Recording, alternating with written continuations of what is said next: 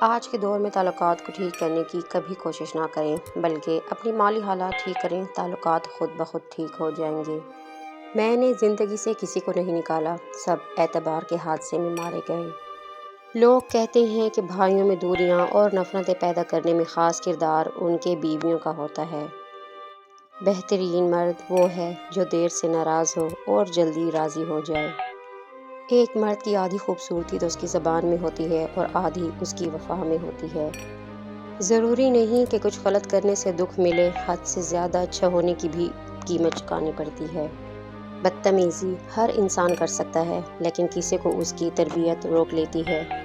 سوچ سمجھ کر بولا کرو، الفاظ نسلوں کا تعارف کروا دیتے ہیں۔ برے وقت میں کندھے پر رکھا گیا ہاتھ کامیابی پر بجنے والی تالیوں سے زیادہ قیمتی ہوتا ہے۔ کبھی کبھی اچھا لگتا ہے سب جان کر انجان بننا، چپ رہ کر سامنے والے کی چالاکیاں دیکھنا کہ وہ ہمیں بیوقوف بنانے کے لیے کہاں تک جا سکتا ہے۔ کچھ رشتے کرائے کے مکان کی طرح ہوتے ہیں، انہیں جتنا مرضی سجا لو، چمکا لو، دیکھ بھال کر لو، کبھی اپنے نہیں ہوتے۔